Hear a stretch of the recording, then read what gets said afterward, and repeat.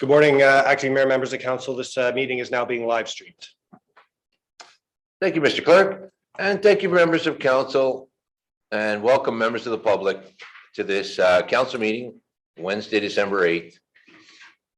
Before we start the meeting, I have a public notice to read, and due to the efforts to contain the spread of COVID-19 and to protect all individuals, our city facilities will remain closed to the public to attend council and committee meetings until further notice. The public comments can be made by written correspondence regarding agenda matters by email to clerks@richmondhill.ca, and written correspondence must be submitted by 12 p.m. the day before the meeting. Any person who wishes to speak to council on a matter that's not on the agenda must pre-register with the office of the clerk by 12 noon the day before the meeting by email to clerks@richmondhill.ca, and the public may appear as an electronic delegation by video conference or by telephone. Applications to appear as an electronic delegation must be submitted by 12 p.m. the day before the meeting by email to clerks@richmondhill.ca. So with that, I'm going to call the meeting to order and ask everyone to rise for the playing of our national anthem.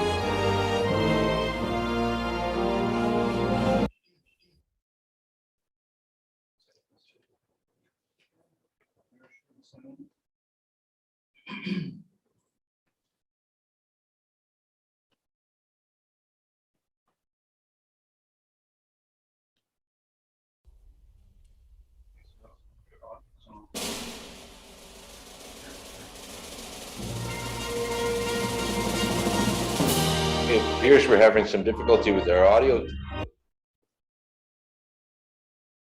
It appears the clerk's unable to play the national anthem.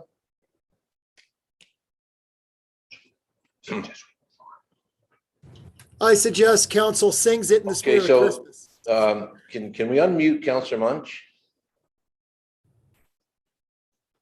Hey, how about we sing it, everyone? We sing it ourselves. How's that? I think they're gonna get it on shortly. I say if not, we sing it ourselves. Patience, members of council. We can do it ourselves. We can sing. Here we go. This is probably it. That's why. Councillor Munch, sorry. Can you say something, please? Hi, how are you doing? Can you hear me? No, There, that's why. Okay. Hey, how about we sing it as a council in the spirit of Christmas? We can do it. I think they figured it out. We're gonna try it again. Thanks for your patience. There we go.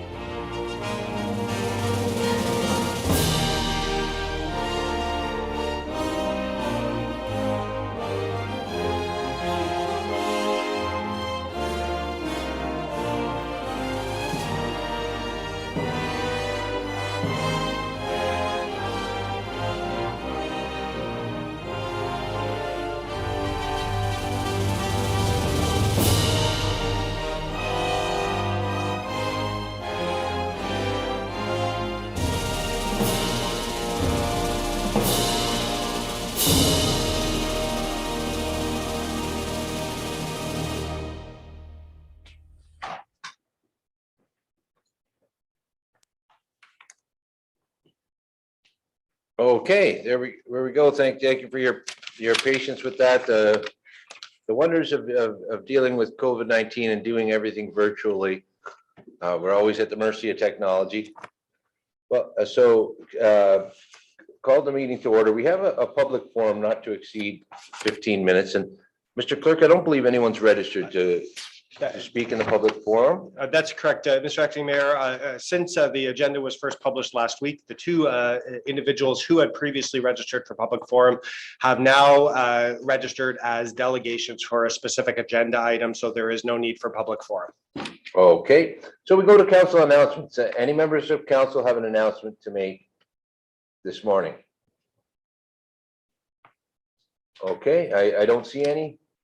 I have two announcements I'd like to make. I'd like to inform members of our public that the province will be hosting a meeting regarding transit-oriented communities tomorrow night. I encourage all residents of in Richmond Hill that are interested in the development of the Richmond Hill Center to attend that meeting and give their input. It's important that we let the province know how we feel about what they're intending to impose upon us with a transit-oriented community,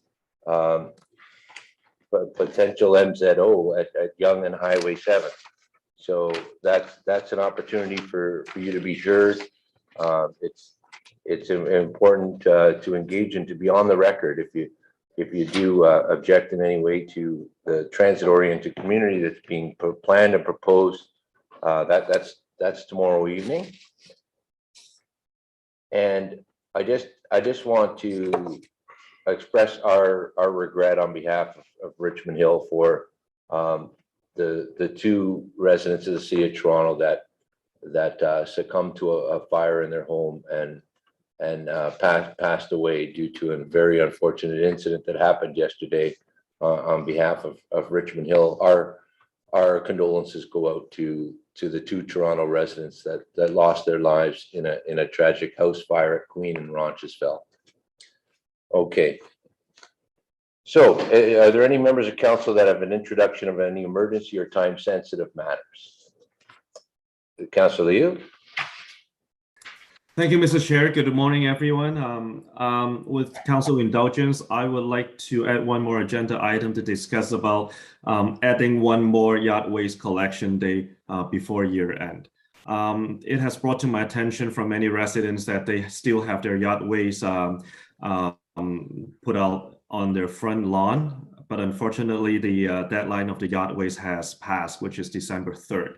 And this year is a little bit different because I think climate change, the leaves, there has been a delay of leaves falling. So I just want to explore the possibility if we can add one more yard waste collection day before year end. Thank you, Mr. Chair. Okay, thank you, Councillor Liu. Is there a seconder? Regional Local Councillor Pirelli. Happy to second that. I agree that this has been a little bit unusual of a year, and a lot of my residents were asking, if there could be a way instead of driving to the depot and actually paying for it. So happy to second it. Okay. Any other members want to speak to that? I'm certainly happy to add it to the agenda for discussion. So all in favor of including an additional motion? Moved by Councillor Liu. Okay, that passes unanimously. Thanks, Council. Okay, so we'll add that to the agenda. And I need a motion to adopt the agenda then as amended. Mr. Chairman, I have an emergency time sensitive matter. Oh, you also have one. Okay, go ahead. Thank you. Regional Councillor. I received a request from a sports organization the other day for space, and they were near tears because they didn't want to have to say to the children of Richmond Hill that they wouldn't have their sports activity during the winter. So I said, have you spoken to staff? And they said, well, of course they have. And there just appears to be no space available. And they've checked the private sector, and again, very challenging. There's no space available. So I wanted us to consider, because this is needed in January for these kids. There's about 400 of them, I believe. And this is the last meeting. We have an opportunity, maybe this council together with city staff, maybe we can, maybe it's a funding problem, maybe whatever the issue is, let's bring it to the surface and see if we can come up with a solution to help not only these people, but anybody else needing, you know, sports space for the kids during the winter months.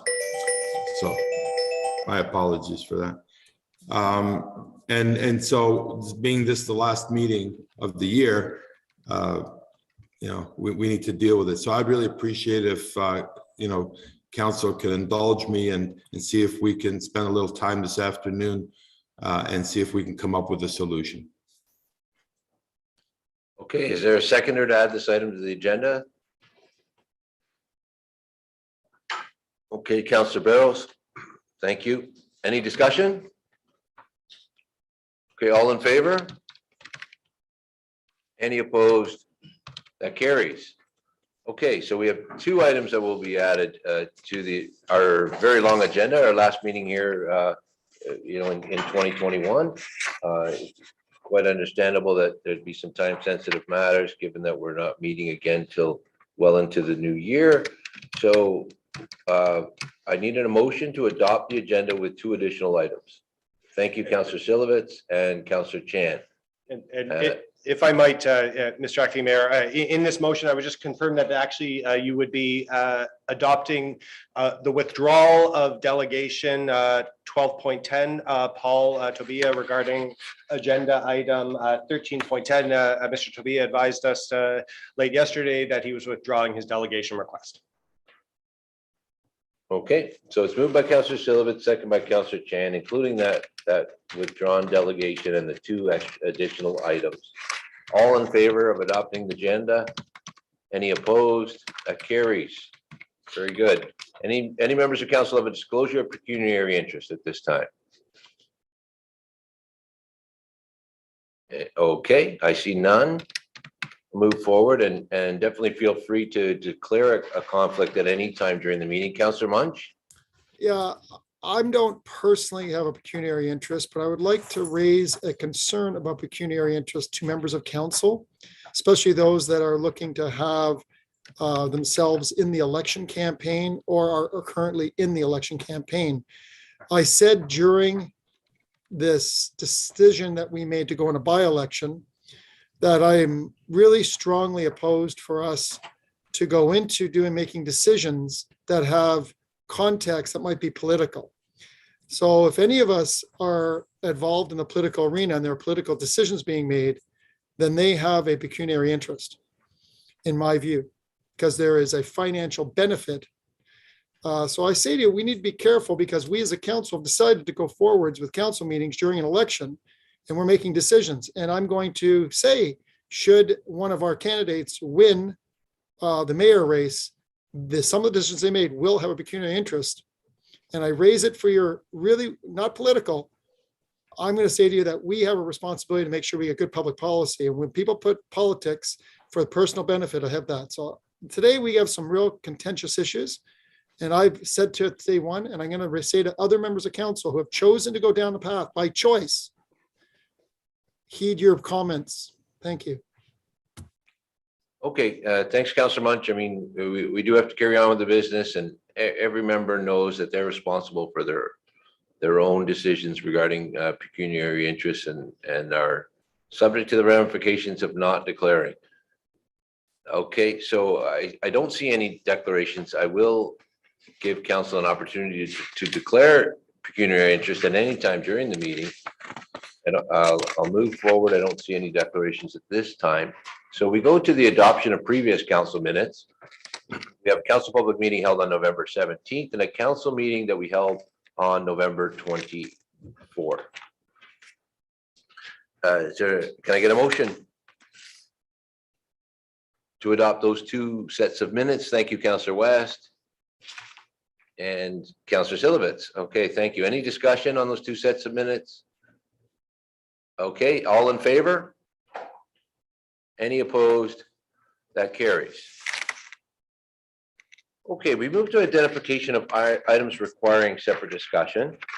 So any councillors want to pull items out? I will say that our in-camera item can also be moved under consent if nobody wants to pull that item. So members, if anyone does have a question on the in-camera item, they can pull it now, or if there aren't any questions, that will save us the need to go into camera on that issue, which is very technical and simply housekeeping. Councillor Chan, you have item you want to pull? Correct. Thank you, Mr. Chair, and good morning, everyone. I'd like to pull item 13.3 regarding parks use bylaw review.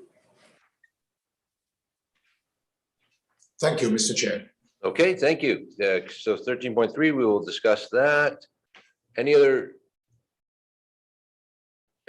items requiring separate discussion? We will be discussing item 13.1.1 because of a delegation, 13.9 because of several delegations, 13.8 and 13.11 and 13.6. Anything else that members want to pull? Okay, so I'll need a motion to adopt the remaining items that are not pulled for discussion. Councillor Yu, thank you. Councillor West seconds. Any discussion? The staff recommendations there, Mr. Clerk. Point of order. Councillor Barros, yes, a point of order. Just for clarity, so am I to understand that we have not pulled anything out of closed session, and by virtue, we're going to move the item on the consent agenda and will no longer be entering into closed session? That's correct. Unless a councillor wants to pull that item, I'm asking for a motion now from Councillor Yu, I think, and seconded by Councillor West, to move all those additional items, including the public portion of the staff recommendation on the in-camera item. Yes. Mr. Clerk is going to need to read that public portion of the in-camera recommendation. So we're gonna move forward with the motion, but the clerk does need to read that motion before we can adopt on consent. Go ahead, Mr. Clerk. Thank you. Through you, Mr. Acting Mayor. So adopting on consent regarding confidential closed session item, staff report SRS 2108. A, that the clerk be directed to undertake the process to stop up and close that part of Ada Place Plan M807 designated as parts 1 to 4 on draft reference plan prepared by RPE Surveying Limited, job number 20034, CAD file no 20034R01, and bring forward a bylaw to City Council. B, that the lands owned by the city described as part of Ada Place Plan M807 designated as parts 1 to 4 on draft reference plan prepared by RP Surveying Limited, job number 20034, CAD file number 20034R01, be declared surplus to the city's needs without public notice pursuant to the city's sale and other disposition of land policy, part 1, paragraph 2. C, that the mayor and clerk be authorized to execute all documents required on behalf of the city for the purpose of granting easements to various utility companies over the road allowance to be closed. And D, that the mayor and clerk be authorized to execute the agreement of purchase and sale and such further documentation as may be required to implement the sale of part of Ada Place Plan M807 designated as parts 1 to 4 on draft reference plan prepared by RPE Surveying Limited, job number 20034, CAD file number 20034R01, upon the written recommendation of the city manager. Very good. Thank you, Mr. Clerk. So we have a motion from Councillor Yu, seconded by Councillor West, to adopt the recommendations by staff in those items not separated. Any other discussion? All in favor? Any opposed? Okay, that carries. Thank you. So we have no public hearings and we have no presentations scheduled, but we do have 15 delegations. I'm going to begin the delegations and we'll deal with each item after the delegations have been made. We'll bring the corresponding item forward. The first delegation is Mr. Paul Nolas from 49 Muirhead Crescent regarding our 2022 draft operating budget. Item 13.1.1. Mr. Nolas, I see you online there. Go ahead. You have up to 5 minutes to address council. Thank you. Can you hear me? Yes, we can. Thank you. Loud and clear. Okay, a few days ago, I spoke with Mr. Carmen Pirelli by phone at my home. He wanted to share the reasons why this council is not reinstating the Muirhead Water and Sewer project. Councillor Pirelli explained to me two reasons. One, the city manager attempted to conduct a virtual meeting to explain her $100,000 per household request to install city water and sewer services. The city manager received a low percentage of residents participating, less than 23%, I understand. Members of council, the city manager was advised on 19 occasions that the Muirhead community is comprised of a majority of seniors. City manager, being fully aware of this fact, determined that she will conduct the meeting virtually.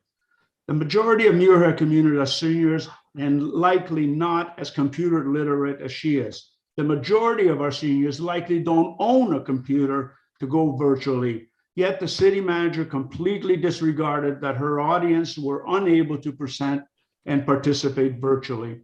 The fact that the majority of Muirhead community is seniors and surviving on pensions and likely on supplements, the city manager's $100,000 per household figure for water and sewer services written on a document wanting a signature of agreement is frightening, is staggering, impossible to pay, impossible to understand, and impossible to comprehend. Yet the city manager continued with her cancellation due to lack of interest for the project. What did the city manager expect from people who didn't have a computer?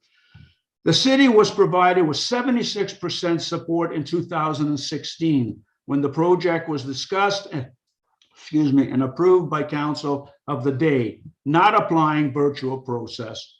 The city manager was advised that the lack of consumable water was causing anxiety and potential health issues to our seniors. The city manager responded via email on January 20th, 2021. I respectfully direct you to the city's notice of claim process should you wish to make a formal claim, and she provides the site to do this. We interpret the city manager's email as being discrimination towards our seniors, suggesting that we apply for disability benefits from the city benefit provider rather than supplying us with consumable water and sewer services. We will be asking the Integrity Commissioner for Richmond Hill to analyze the city manager's email and determine if her behavior is age discrimination, which we believe it is. Councillor Pirelli also advised me that reason number 2 for not proceeding with the water and sewer project was new house developments, supposed application for development of Muirhead. Members of council, I have provided you with a copy of the letter. Can we put the letter, please, on the overhead? A letter from Newhouse Development dated April 5th, 2020. On April 5th, 2020, Newhouse stated that, I quote, and I quote from this letter, I currently have or own half a dozen properties on this block, which I am currently planning to take through planning project. Council members, no application for development was made over the past 18 months, and to our knowledge, no such application is currently on file, your file. I don't have time in my 5-minute allotment to read this letter to you. However, you are clearly determined after you read this letter, the Newhouse objective is not to develop Muirhead. His objective is to pursue and purchase unserviced lots and then sell them for a profit. The April 5th, 2020 Newhouse letter states, and I quote, as part of our process, I'm offering my neighbors the following. If your objective is to simply get services and develop your property, we would be happy to help. 2, if you wish to independently develop your property and take it through a planning process, we are here to help, and we'll help to guide you free of cost. In short, quote, in short, the city is not currently doing anything that would add value to our properties in the immediate future. In addition, the city staff are not in the habit of achieving highest and best use. Members of council, is this letter from the developer or from a real estate purchaser? We believe the city manager's office misled Muirhead community when the project was paused after $460,000 of taxpayers' money was squandered. We Mr. are Nolis, begging you once more. that's 5 minutes, so please wrap up your comments. Thank you. We have communicated now with the Premier of Ontario, Doug Ford, the Minister of Municipal Affairs, Stephen Clark, the Minister of Seniors, Ray Chow, the Ombudsman of Ontario, the Integrity Commissioner, Charles Henry, the local MP, Michael Peressa. And we also communicated with the CEO of the Newhouse Developments. He has indicated he has no interest in developing the Muirhead block. His interest is to develop the commercial site at the corner of Stouffville and Yonge Street, and an interest only in the few properties surrounding it so that he can get his property serviced. Please. Okay, your let's time's up, get Mr. real. Nolis. We have heard And from I you. wish all of you a Merry Christmas and a Happy New Year and Happy Holidays. It's been a Thank you. pleasure communicating with you on 12 occasions. It's always a pleasure to see you, Mr. Nolis. Oh, and I'm sure so it is. I hope you got the communication from my office regarding this issue. The issues that you're bringing up are really outside of our city's ability to offer a road reconstruction project. We follow very strict guidelines on how our road reconstructions are done, and one of the main requirements is that a majority of the residents on the street indicate a desire to have the road reconstruction. And in this case, that wasn't demonstrated, and therefore our hands are tied. Correct me if I'm wrong, Mr. Clerk. You know, the Planning Act requirements for road reconstruction were not met as early as last year. Mr. Clerk? Thank you to you, Mr. Acting Mayor. Subject to any of my colleagues who are even more knowledgeable than I am on this subject, of the Muirhead proposal, as it was done as a local improvement, and pursuant to the local improvement priority lien regulation under the Municipal Act, certain matters do have to be met. And according to the staff reports that have been before council, there was insufficient support in the petition to proceed as a local improvement. Okay. So, but thank you for coming again, Mr. Nolis. As I said, you were speaking regarding our budget. So that's the item I'm going to bring forward now. We're going to bring forward our 2022 draft operating budget, and I'll ask for a member of council to put that on the floor for us. Councillor Barrows, the vice chair of the budget. Go ahead. Thank you. I'm going to speak twice here, so I trust that you'll give me some lenience, Mr. Chair. First, I want to respond as succinctly as I can to Mr. Nolis's accusations and misinformation. Mr. Chair, I have advocated for city water and sewers in this part of Oak Ridges for a long time. In fact, it wasn't until 2014 that council moved that we add this to one of our projects. And it was done because in 2016, the petition went out and the community said, yes, we are willing to do this as a residents paid project. Then in 2019, it was added to the capital plan for design in 2022. In January, we went through some very detailed design, and it was uncovered that there was some very challenging work that needed to be done. We then felt that it was only responsible of us, the city, to go back to the residents that had indicated they were willing to pay for this, to show them what we had uncovered and what the new costs per home looked like. And we asked them, are you still willing to proceed with this project, knowing what your share is likely going to be? At that point in time, they said, thank you so much. However, those costs are much more than we would like to bear. And the project at that point stopped. So for those of you that are online, that are watching, that are wondering what's happening, that are confused why this one section of Oak Ridges is not getting drinkable city water. They have wells, and their wells, as from what I've heard, are all functioning as intended, and that's their responsibility as homeowners, and that they don't have city sewers. You now know we have tried and tried and tried to get it there. But this can't be at the burden of all the other residents of Richmond Hill. That's just not fair to say we're going to benefit one street and have everyone in Richmond Hill pay for it. Many people know conversationally that if you have a property that's got a septic system on it, most of the property is then sterilized.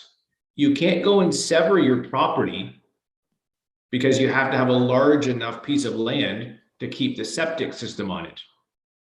But if you've got city sewers, you can now easily sever your properties, in which case I suspect many people will start to do once sewers are in that area.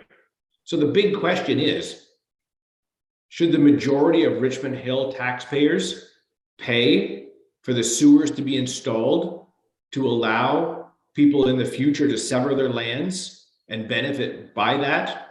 Or should that be borne by the homeowners who then want to have that added value on their lands in the future? I haven't been receiving emails from my residents saying, no, councillor, we're happy to go and increase taxes to pay for that. 1 minute. Well, I haven't pursued that avenue from that perspective. So those are my comments, Mr. Chair, on that issue, and I put that aside. I am abundantly proud of the work that this council has done on the operating budget. We have looked very carefully, line item by line item, looking to what's appropriate, what we can find savings on, how we can be more efficient. We are at a point where we've been able to, yet for another year, offer a 0% change to our budget. And that's not easy. And I would only be giving false information if I led the public to think that it was just council. It's not. We have a tremendous amount of staff that are doing a lot of the detailed investigative work so that this body of work can be put together for us to approve. So I want to thank staff for the work they did. And I want to thank my colleagues for the work that you've all done to make sure this is something that we can put out there. 0% going through what we've gone through with additional costs, lost revenues, was not easy. And probably many people said it couldn't be done, but we've done it while maintaining service levels and in some cases, increasing service levels to our residents. So I want to thank everyone. I suspect we'll get 100% support for this budget as we move forward. Thank you, Mr. Chair. Okay, thank you, Vice Chair of the Budget, Councillor Barrows. For putting that motion out there. We need a seconder now for the budget. Regional Local Councillor Pirelli.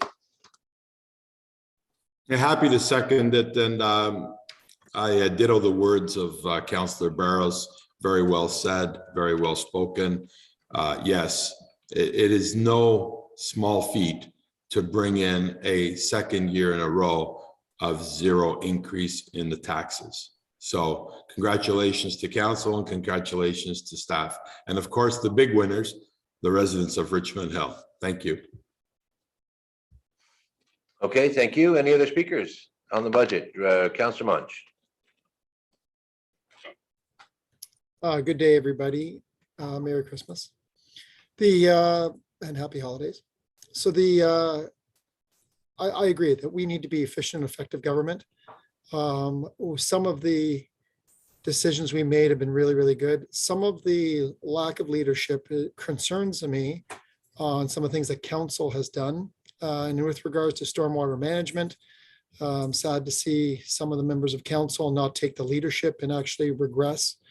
And as it relates to Mr. Nolis here, when we're talking about that, we have learned through other parts of Richmond Hill and Ward 4, for example, where we have not taken the leadership on stormwater management, some of the problems we have are we have to provide bottled water to some of the residents in that area and have taken on some tasks as a municipality to assure that people do get safe drinking water and can feed water to their pets and have showers that many people take for granted here, that if members of council are not fully aware, know that remind yourselves on there are residents here who had to fight to get their water, and there are members of council, some of which are running for mayor, that have not taken the leadership on that, in fact, hurt those residents.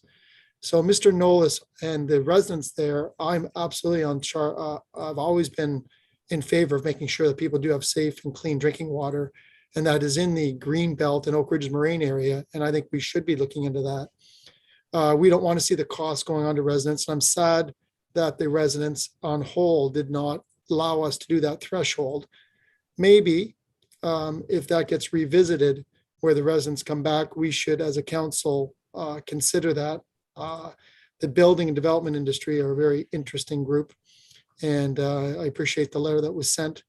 But we do need to make sure foremost that we are effective and efficient and prioritizing, not just giving lip service for people doing customer service at a council level. And as I said earlier in my preamble, I've heard some of the things that are going on in the election trail. It's come back. Really saddening to hear the propaganda that's taking place by some of the candidates. We need to have responsible government, make sure we're looking after the basics. Water is a basic. Shelter is a basic need. So Mr. Nolis and others on that street, I would say to you, please come together as a community, allow us to work within our thresholds, and then we'll try to work along, at least I will, give my commitment to work alongside to give basic level services over preferences of what people want. Needs and must take over wants. And as we as a municipality are not reaching anywhere near our requirements of our growth, we have to make sure that we manage our budgets Point of well. order. One moment, Councillor Munch, a point of order from Councillor Barrows. Mr. Chair, I moved a motion with an operating budget. I would expect all members to speak directly about the operating budget. Are there items in it they like? Are there items in it they dislike? If you're going to allow every member just to give a political speech, we're not speaking about the motion that I moved, which is on a budget. Okay, thanks, Councillor Barrows. I think, given the fact that we're talking about the operating budget, it includes every single thing we do. We're talking about how we're going to spend money next year in every single aspect of the functioning operating budget, every single aspect of what the city delivers. So, Councillor Munch, you go ahead, but just keep in mind what we're discussing here. So I'm happy to, if the council just wants to talk about that, I'm happy to have this broad discussion, take it further, and move motions if that's what the council is looking for. Because the stormwater management is an issue for me and has been an issue, and the environment is an issue for me. I'm surprised that others don't want to talk about it, want to put it as a whole, but I'm happy, more than happy to talk about it, more than happy to bring it to the forefront, more than happy to move motions. So I'll leave it for this round for now, and I'll wait for others to see where they're going to go. Absolutely, stormwater management, safe drinking water is part of this budget. And as we've raised concerns about that costing going forward to this municipality and where it's going to go forward, I look forward to hearing what council is going to say. And I thank the mover that he wants to have a broad discussion about this and wants to see priorities. I look forward to hearing further context before I move further motions on this, should we feel necessary, see how far we as a council want to go, because I think the environment and water and sewer and clean responsibility, as Mr. Knowles and other people on that street, should be our priority. So I look forward to hearing other members of council. Thank you. Okay, thank you, Councillor Munch. Other speakers regarding the 2022 operating budget? Okay, I don't see any. I'm gonna definitely speak myself. As budget chair, I couldn't be more proud of our staff, and I want to congratulate our treasurer, David Dexter, and his team for all the work they've done in fulfilling council's direction to come back again with a 0% tax increase. And it really needs to be qualified. Other municipalities tried to achieve a tax rate freeze at the expense of their long-term viability, their reserves and reserve funds. Many municipalities are in debt and they have debentured assets to balance their books. And we have not done that in Richmond Hill. We have no debt whatsoever. We not only had a 0% increase last year, we are now adopting a 0% increase again because we achieved that tax rate freeze in a sustainable manner. We've undergone a sustainability exercise where we've looked at our processes. We've adopted a continuous improvement attitude. I want to congratulate every department for the work that they've done in taking a longer term approach. It started at the beginning of the term, and every department found ways in which they could deliver services more efficiently. And they've definitely rose to the challenge, and we are operating extremely lean. We have a reduced staff complement that's actually doing more and delivering more. We have improved services. We haven't had to reduce or cut any services whatsoever. We have so many good things to talk about. I am so pleased that we are able to hire an additional 16 firefighters in this 2022 operating budget. That has been a request that's come forward in order to properly protect Richmond Hill, to have fire services that are of top-notch standard. And I'm grateful to council for approving that budget request, and appreciating the need to put fire safety at the top of the priority of importance. So we've absorbed that cost of an additional 16 firefighters, which will enable us to put more vehicles in play. And we've done it without increasing our tax rate. So I could go on and on about all of the positive aspects of this budget and what our finance team has been able to achieve. There are a lot of really significant accomplishments. I know that other municipalities are wondering how we've done it. Municipalities that froze their tax rate last year are reeling this year and are increasing at least at the rate of inflation. I think we're the only ones that are going to come in with another 0% tax rate increase. And it's so important right now because our affordability is the issue in Richmond Hill and across the GTA. All prices are escalating. There's hyperinflation with certain products, but certainly with our housing market, for our young people, who are looking to buy their first homes, and for seniors who are looking to stay and retire in the community that they've lived there for their entire lives. The affordability of housing and life in general becomes so challenging for so many people, and not adding to the property tax rate, or the Richmond Hill portion of the tax rate, is such a welcomed achievement for our residents. It's a small part in dealing with that affordability equation that's on top of minds for so many of our residents. So I'm very grateful for council's support of this budget. There's a lot of work to bring it forward, and many people need to be congratulated for their efforts under the leadership of our treasurer, David Dexter. So thank you, members of council. I will go to a second round if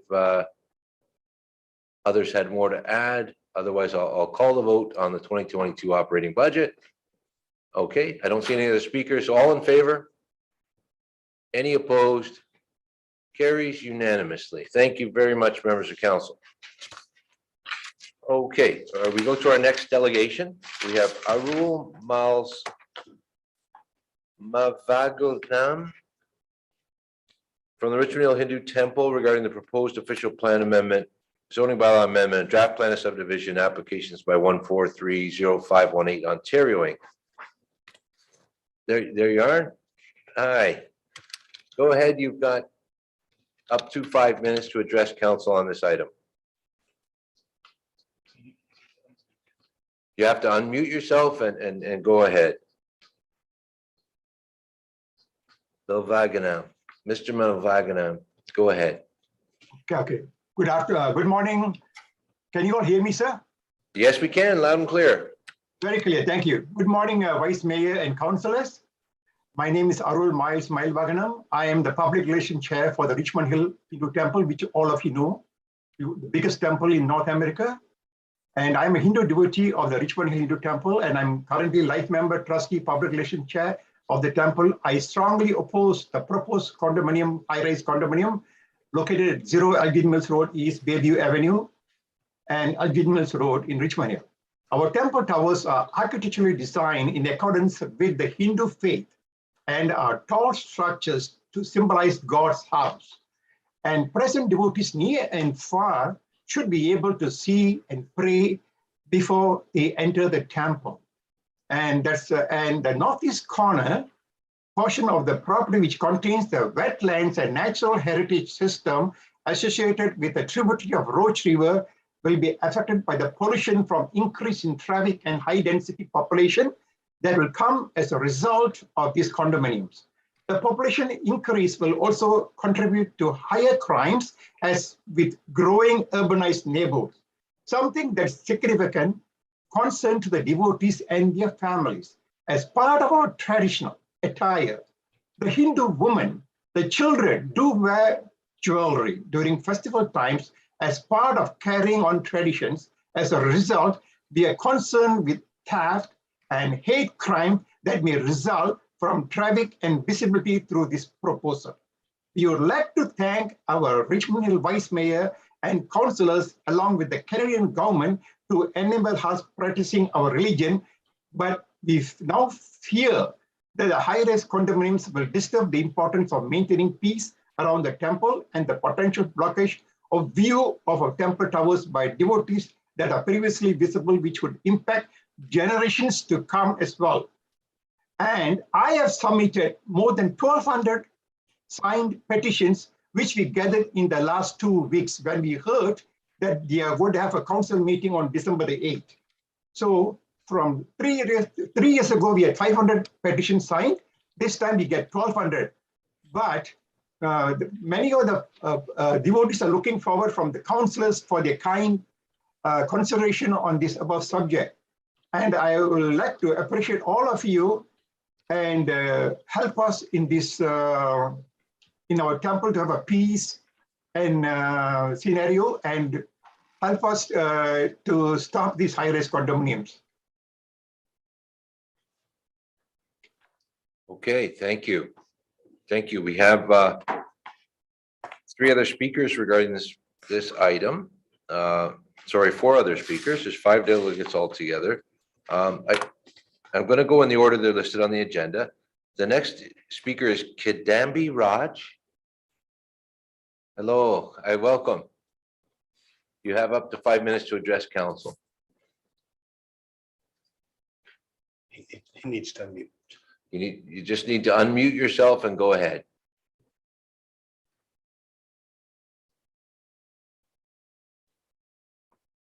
Down the bottom left corner, hit the microphone.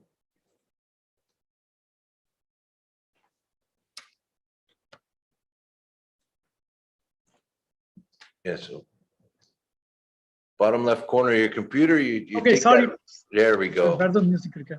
Oh, we can hear you now. Go ahead.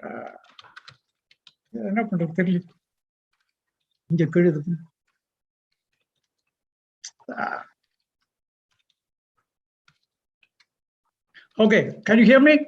Yes, we can. Hello? Yes, we can hear you. Okay. I'm also a trustee of the Ganesha temple for a long time, and I'm a devotee. And we have been trying for a traffic light for the last well over a decade. In fact, I personally have been contacting all the councillors and the regional traffic department for over a dozen years. And all I want at this stage is just to request the mayor and the councillors to kindly include the traffic light as part of section 37A of the application of the developer. And it will definitely help, because we don't want the council to wait until some casualty happened, death, because we had come to very close range of accidents in front of the temple. All of you sometime or other have come to the festivals in our temple, and you know how difficult it is to get in and get out during the festival times. So I very sincerely request you people to consider and include the traffic light as part of section 37A. I thank you very much for giving me the opportunity. Wish you all a happy holidays and peaceful and happy holidays. Thank you very much. Thank you. Thank you. Okay, our next speaker is Mr. Thembaya. Thembaya. Okay, I'm being told that Mr. Thembaya is not here. The next delegation is Vignaraja. Vignaraja. Are you here with us? Oh, there you are. Go ahead, sir. You have up to 5 minutes to address council.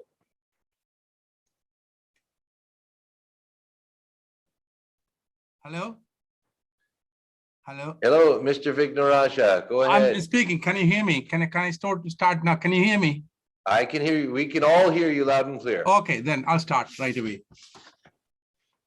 Worship the mayor, honorable councillors, officers of the city office, and other fellow citizens of this great city. My name is Vignaraj, and I am the current president and trustee of the Hindu Temple Society of Canada, situated at 10865 Bayview Avenue. I'm here to present the opinion of the parishioners who are part and parcel of the temple.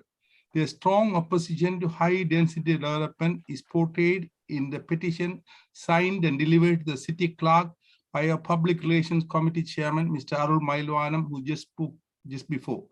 We never made any door-to-door calls, postal campaigns, or even social media presentation to acquire these signatures. All these more than 1,000 signatures were obtained from the regular visitors to the temple within the last month, when presented with the facts regarding the Zero Elgin Mill development on a posted notice. Our opposition to development is many, but the primary one is the proposal to build 2 14-story condominium that will undermine the sanctity of our sacred temple, and especially the 2 holy towers called Gopurams. Our temple is well known and well respected landmark in Greater Toronto and even in North America. Most Hindus who visit Toronto from abroad make it a point to visit 2 landmarks, the Niagara Falls and the big temple or Ganesha temple. We keep the temple clean and hygienic and well decorated according to authentic Hindu tradition, spending more than $125,000 a year on fresh flowers alone. Unlike most places of worship in the Western civilization, where devotees attend only once a week, Christmas and Easter, our temple is attended 365 days a year, with attendance peaking to several thousand persons many days a year, when we must hire the York Region Police to direct and control traffic. Apart from abstract philosophy, we Hindus continue to enhance our way of life and socialize with fellow Hindus. Lately, many non-Hindus have started patronizing our temple. On top of regular authentic Vedic praying rituals, we feed all the visitors with nutritious vegetarian food, now suspended due to COVID-19. On top of the 3.84 acres of land purchased in 1981, where the temple stands now, we have purchased another similar parcel of land bordering the southern boundary, where the school buses are parked now. We were never given the opportunity to purchase the subject land. It was purchased by the present developer secretly without being advertised. Though we are not a very rich organization and have no other international affiliations and collect our funds in $5 and $10 donation from average visitors, we can raise the necessary funds should the necessity arise. In the 80s, we were happy to see a large notice board on Bayview Avenue, just north of our property. You are entering the green belt area, Oak Ridges Moraine. The government made a lot of fuss about not allowing any construction in the area. Now we know what is happening, high density housing. Moratorium only helped the developers to buy the land, buy up all the green fields and farmlands at a fire sale prices and sit on them until the politicians forgot all about the green belt to make a killing a few years later. It will not be going long before the Rouge River is converted into an underground sewer, storm drain and condominium built over it, just like Tidal Creek in Toronto. A high rise was not permitted just south of Bayview on the west side, where a school stood, because the residents make a lot of noise and protest. 1 minute, sir. Yes. Go ahead. But only a few hundred feet north, the city finds it okay to build 14-story buildings. I live on Crosby Avenue and had the opportunity to attend a well-organized meeting that culminated in the cancellation of the high-rise condominium on the former school site. I hope that the mayor and council will have the goodwill to reconsider the proposed development. Considering strong opposition to the said development, we do not have any objection to other than a strong objection to high-rise condominiums at this location. Thank you very much. Oh, thank you. Thank you, Mr. President. Yes. Thanks for your input here. We're going to carry on with the delegations. The next person to speak is Miriam Mansouri-Hurst, behalf of Mansouri Living, representing the applicant. Go ahead, Ms. Mansour. Thank you, Mr. Chair. Can everybody hear me? Yes, we can. Yes, go ahead. Great. Thank you for your time today, members of council and those attending from the community. I represent the applicant for 0 Elgin Mills Road East at the northeast corner of Bayview and Elgin Mills. This mixed-use development consists of 10 acres, of which 4 acres is open space that will be dedicated to the city for conservation, and a proposal for 344 apartment units, 56 townhouse units, and about 13,500 square feet of ground floor retail. Firstly, I want to thank staff for their diligence and collaborative spirit over the past 3 years, which has led us to a positive staff report for a unique community at a key corner of the city of Richmond Hill. As council is aware, our application proposal respects our 2 times as of right density allowance. Within this allowable density, as per the final staff report, we have support from city staff to increase the maximum height from 10 to 14 stories to create the most optimal urban form, rather than 4 10-story towers or singular 10-story blocks along Bayview and Elgin Mills. To be clear, we are not asking for any increase to density outside our as of right. While I very much appreciate the freedom and structure of this forum, allowing the expression of new voices, I also want to briefly touch on the history of our relationship with the temple, whereby transparent and respectful discussions began 2.5 years ago with the entire temple board to address their concerns. Many meetings were held, some coordinated by members of council.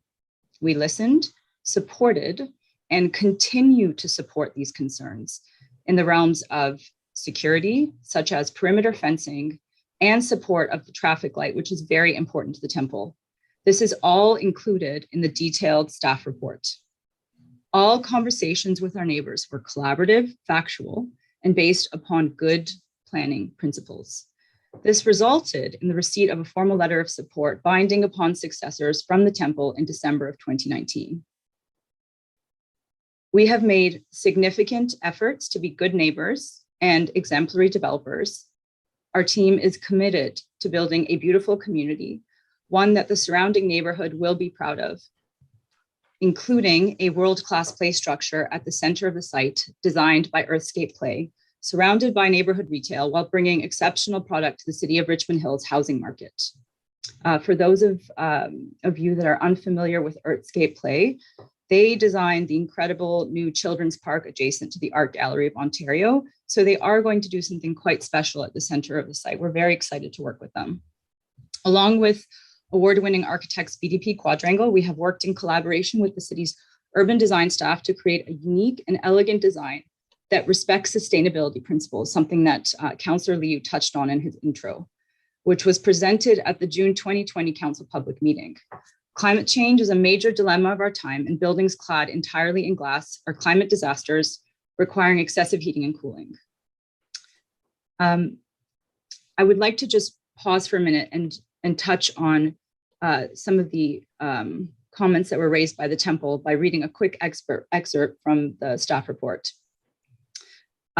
So staff refers to the view corridor study in terms of the views to analyze the impacts of the development on views of the temple from the surrounding area on the temple lands. The study we prepared identified that existing views of the temple were largely being maintained from the north and west, with the greatest impact on visibility being from the south. While it is recognized that the proposed towers will be visible from the temple lands and will obstruct some existing views of the temple from adjacent lands, the visual impact of the proposed 14-story buildings will not be appreciably greater than the visual impact of 10-story buildings that are already permitted in the secondary plan. Furthermore, it is acknowledged that the historical views of the temple have already begun to change as construction continues within the North Leslie planning area, including ground-related development to the north and 2 10-story apartment buildings to the east at 1000 Elgin Mills Road East. 1 minute Lastly, remaining. thank you. Lastly, staff notes it is important to note that the secondary plan does not include any policy direction or guidelines respecting the preservation of or acceptable impacts on views to places of worship, although the proposed towers have been placed in a location and designed, example, separation distances, floor plate sizes, in such a manner as to maximize views through the site to the extent possible. Mr. Mayor and members of council, you have witnessed our extensive efforts over years of collaboration with the region, city, and neighbors. We understand this is a significant project for the community, which can give rise to opinions based on emotion. However, we trust all of the efforts by our team and the city will result in a vote based on the facts and the merit of the development. I thank you again for your time, and I would be pleased to address any questions council may have. Okay, thank you, Ms. Mansouri. I believe that was our final delegation on this item. Was there a member of council willing to was there one other, did we miss someone? No. We're all good? Okay. Is there a member of council wants to bring this forward? Councillor Liu, Ward Councillor, go ahead. Thank you, Mr. Chair. Thank you all the delegates for coming here today and all the residents and people that sent in the correspondence. I will try to do it within 5 minutes, but you know, this parcel of land, I'm sure most of the council members are familiar with. It has a very long history. Over 10 years ago, as the applicant stated, the then OMB approved 4 10 stories building at this location, which is part of the North Leslie secondary plan. And I'm sure the then Ward 2 councillor, now the regional councillor Pirelli, we have had a lot of public meetings with different proposals, and there have been lots of change of ownerships, and many public consultations and have been and many process we have gone through. And as stated in the report, several formal and informal meetings between the temple and the applicant, trying to solve all the concerns from the temple has been going on, and it keeps continuing. So it came a long way to finally, there is something that is acceptable to staff.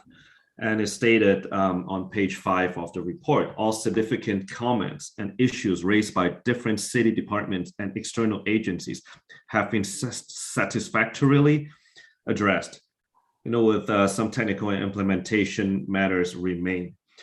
And I would like to thank staff for their hard work. It's been many, many years to come to this stage. I understand there are still some concerns, but I really appreciate, I don't have enough time to speak, but when you go to page 16 to 18, basically, of the report, staff really did a good job addressing all the issues in terms of height, and the view sheds impacts to the temple, the safety and security concerns, the signalized intersection and environmental impact, so on and so on. It's all been very, very well articulated in the report. This is a very positive staff report in front of us, and the motion in front of us, the staff recommendation in front of us is to approve in principle. And I think is mainly of the official plan amendment and zoning bylaw amendment. And in terms of the official plan amendment, the main issue is, is it acceptable to staff that, going from 10 stories to 14 stories. But in fact, the number of units has decreased from 473 to 400. And this is acceptable to staff. And also with the section 37, the community benefits, I think it's a good compromise. And as stated from one of the devotee from the temple, I insist, and we've been and a lot of other council members have been fighting for the lights, and I'm glad to see that in the report, that hopefully staff can still work on the light as part of section 37. I know there might be some implementation difficulties, but I'm sure if there's a will, there's a way.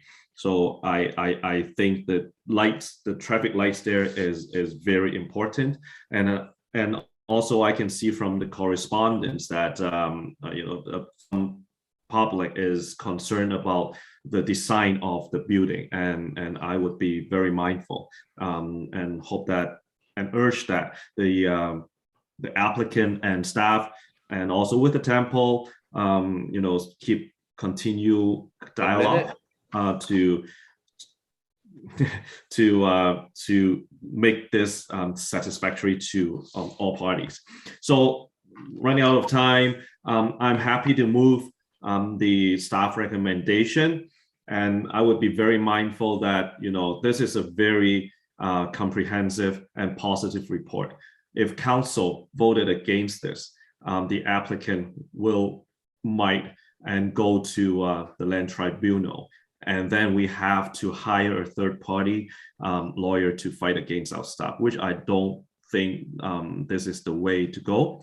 And I understand there are still many concerns from the temple, but we are here to make decision based on the best interests of the city, and we are doing the right thing here for the staff recommendation, which is to just approve in principle.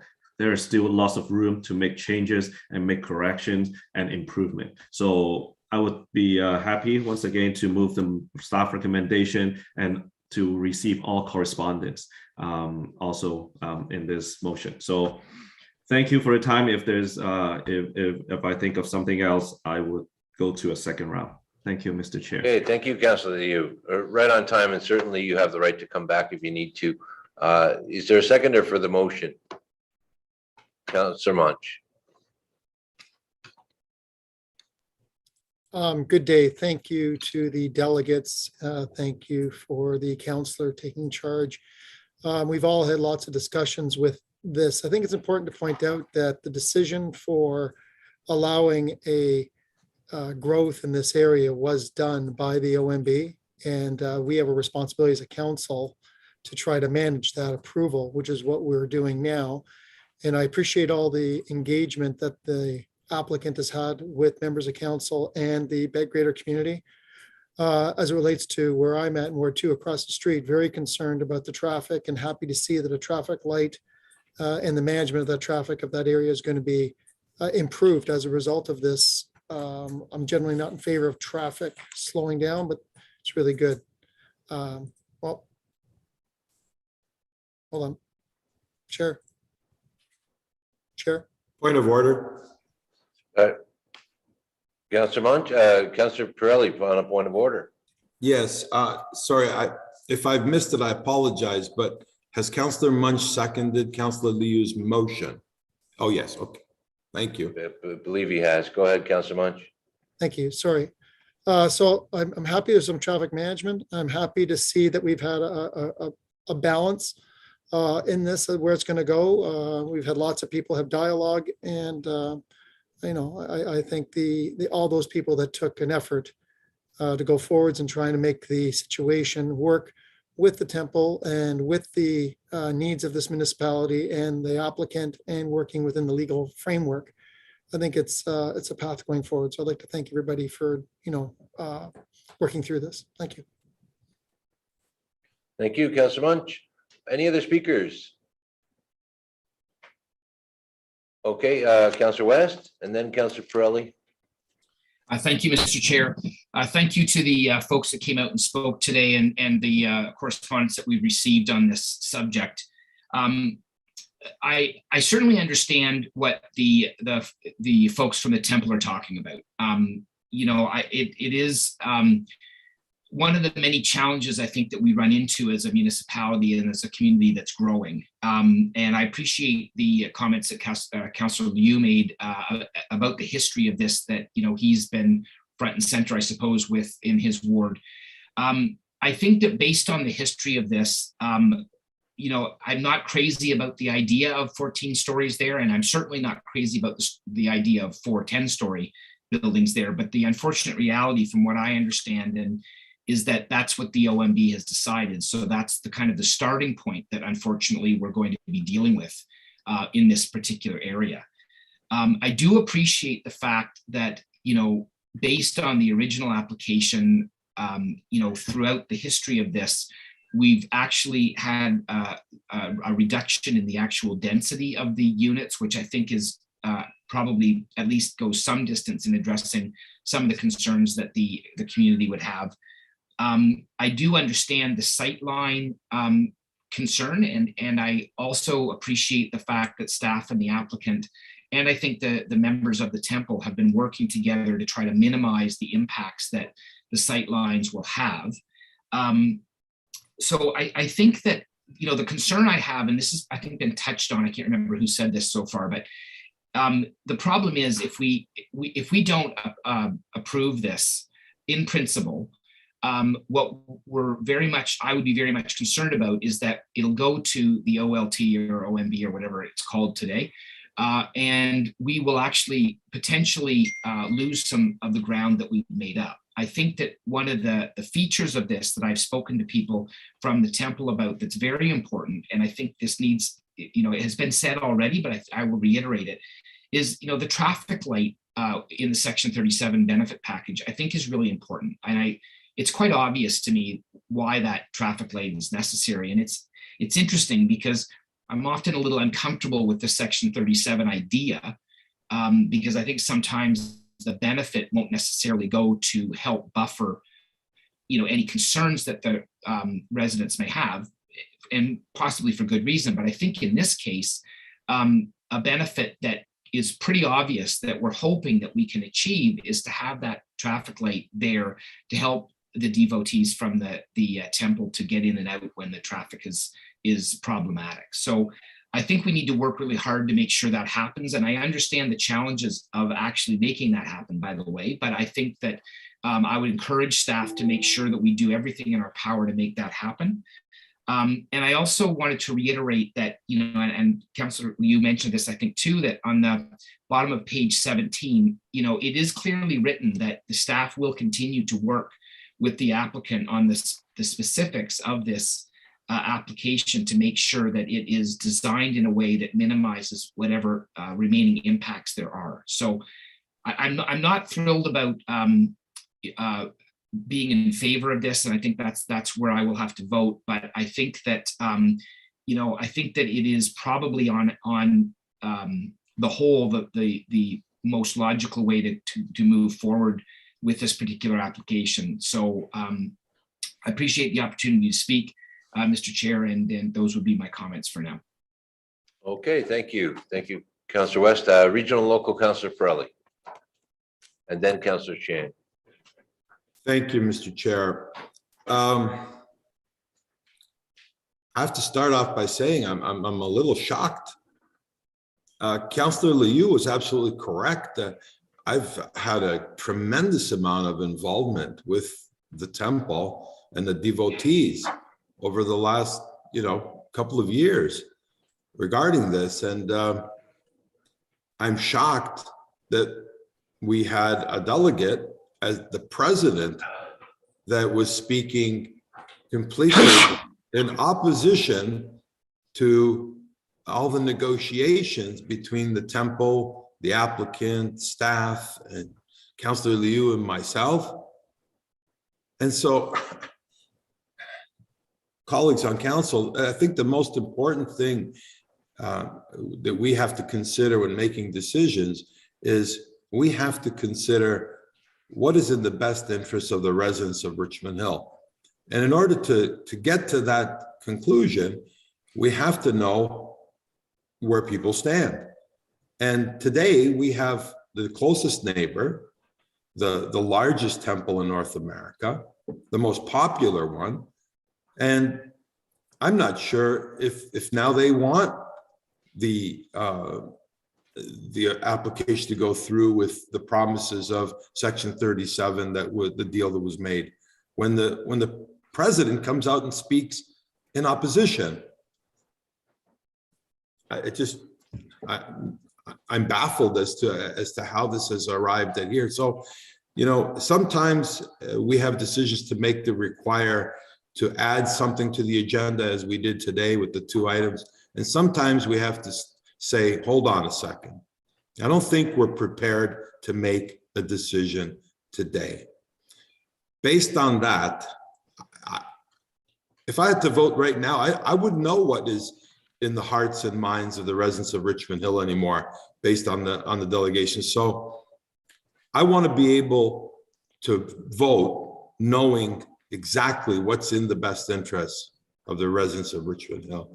And right now I have conflicting information added at the last second. I'm not prepared to go ahead. So, Mr. Chairman, I'm going to move a deferral of this item to the next council meeting in the new year, to give me and others on council who want the opportunity to meet with the temple people again. And I need to come to a resolution on this. I can't have half the temple people saying one thing and the other half of the devotees saying another. I need to know where they stand, because this deal that was made regarding this traffic light, I want to be clear, Mr. Chairman, the traffic light is not warranted. That means the reason it's not there today is because the region has done investigations and it doesn't meet the minimum requirements. The Section 37 deal that was in the report doesn't go to enough detail to satisfy the delegate who said, we want to make sure that section 37 covers the cost of the traffic light. And it doesn't sound like that. It sounds like a partial contribution without the details. So first question through you, Mr. Chairman, to staff. Does the agreement, if this goes through, as the motion indicates, does that mean that Mansouri Living will be paying the entire cost of the signalized intersection? Okay, you've got 1 minute remaining, and Commissioner Kwan, go ahead. Through you, Mr. Acting Mayor. No, the staff report clearly identifies at the top of page 19 that there's still a potential issue on budget shortfall, the timing and feasibility of a potential signal. But just to confirm, though, that it has been a point of discussion and there's been some willingness for the parties to cooperate to install that infrastructure if it becomes feasible. So thank you, Mr. Commissioner, for confirming what I stated. We do not know how much of that signalized intersection will be borne by Mansouri Living. It was clear there's two sides to this equation. There's the devotees that want to oppose this, and then there's the devotees who want to approve it on the condition that a traffic light is there. And if we were to support this application based on that information, they would not be getting a signalized traffic intersection paid by Mansouri Living according to the agreement as it stands right now. So, Mr. Chairman, I want to defer this, please, to the next council meeting in 2022. Give us an opportunity to find out exactly what's going on and make sure that what we're approving, what we're going to prove at some point, at least has the securities that the temple has been negotiating for over the last year and a half, which is at no cost to be borne by them because the region will not pick up the cost and we have not agreed to pick up the cost. Therefore, we have to find out if they're prepared to pay for the entire signalized traffic intersection equipment. Thank you. Okay. So that's time. So we got a motion to defer on the floor. Is there someone willing to second? Councillor Munch, I see you want to speak. Did you want to second the deferral? I don't think you have to second a deferral. Is that, I'm not sure you have to do that. Is that correct? Yes, we do. Yep. I Councillor will Barrows, not- look like I your will not hands be- up. I will, no, I don't want to second it. No. Councillor Barrows, you had I'm your, more than happy to second the deferral. I mean, as late as last night, I was getting phone calls on both sides of the temple. One group saying, Councillor, we need you to approve this because there's good things in for it. But then the president and the public relations officer saying, no, this is not the opinion of the temple. We oppose this. We don't want it to happen. And I'm now going, okay, wait a minute. I thought that this was all negotiated out. If the temple has had a last minute vote, I haven't seen minutes of meetings yet. If they've had a last minute vote and they're of a different mind, I want to hear that input before I go and vote on behalf of the residents of Richmond Hill. So I think a little bit more time is in place. Let's make sure we get this done right once and for all. Thank you. okay. So a motion to defer has been moved and seconded. Councillor Munch, go ahead to the motion. So speaking to the deferral, I will be voting against the deferral. I would much rather council take the lead, and I would rather we respect staff and respect the engagement of the process. I would rather encourage council to accept on a condition that the applicant pays 100% of the cost of that traffic light. Traffic and safety is a very important concern for this area. It's been numerous issues. I've been working with the local councillor and others for years, previous to Councillor Pirelli being on council this term. We've been working on this before that and now, and I think that we should need to get this traffic light done. I think we need to make sure that the applicant is also in line with that, which I believe they are.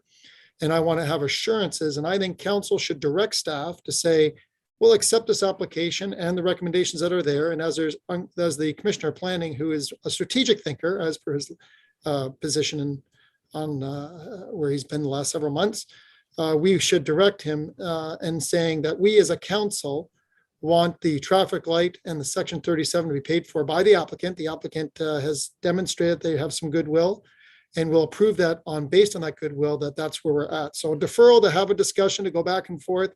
I say we need to take action, and I say no to the deferral. I say yes to the application on condition. I'll be moving a motion thereafter, assuming this fails, saying we'll approve it on condition. That would be my position. Thank you. Okay, thank you, Councillor Munch. Anyone else want to speak to the deferral? Councillor West and then Councillor Syllabits. I understand the concern about deferring this, but the problem that I would have is I assume that this application is in a position where they could appeal. Is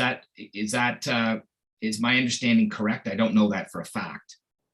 Like the timeline is such that we're at that point, right? You want to put that to the Commissioner, Councillor? Yes, please. Okay, go ahead, Mr. Kwan. Through you, Mr. Mayor, that is correct. Okay, well, I mean, I question the how wise that would be to defer this, because it would be deferred until February. I'm not sure that that's the most prudent way to go. As I said, I think that we have, I fully respect and understand the fact that there are still some outstanding issues with that traffic light. And I will reiterate again, the best that I can do, I think at this point in time, is to reiterate to staff that this is incredibly important to make sure that we get the traffic light as much paid for and done as possible. That's very important. And I think that, you've got to be careful when you are at a point in the negotiation where, you know when to say, okay, that's it, we'll pull the trigger. And right now I'd be very concerned about going further than we should be going here, and it becoming less good than it is at the moment. So that would be my concern. Okay, thank you very much, Councillor West. Councillor Syllabits. Thank you, Mr. Chair. My question was basically the same as Councillor West's, but speaking to the deferral, I have one question I'd like to ask of our Commissioner. Through you, Ms. Commissioner Kwan, could you just help me with something here? This traffic light is for Bayview, is that correct? Yep, Commissioner Kwan. Sorry, maybe perhaps I misheard Councillor Syllabits. Did she say? She's asking about the location of the proposed traffic light, the traffic signal that's being discussed. It's on Bayview. Oh, I'm sorry, on Bayview. Through you, Mr. Acting Mayor, yes, the discussions have been revolving around the provision of a traffic signal on the driveway for the Temple property. So there's certainly a lot of mechanics that needs to go through to look at the feasibility. And as Councillor Pirelli also mentioned, we have to look at the warrants and the overall cost implications to the applicant should they want to agree.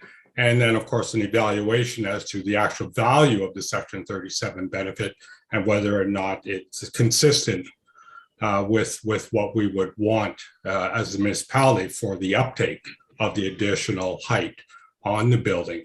So there's a number of things that need to be looked at, and it's but one of the potential Section 37 benefits that could be negotiated with the owner.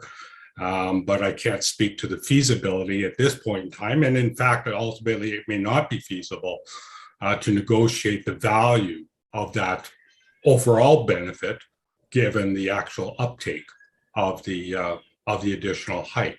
So at best, I think the report is structured in a way that gives us the flexibility as staff to negotiate these additional conditions. There's sufficient merit in the application to move forward on the basis of the OP provisions for the additional height. But certainly when we bring forward this, the zoning bylaw, which will include all the itemized issues or items for the Section 37 benefit, that would be the time for the additional debate on the Section 37 package, whether or not it includes the signalized intersection. Thank you, Commissioner Kwan. One more question to you, Mr. Chair, on the same item.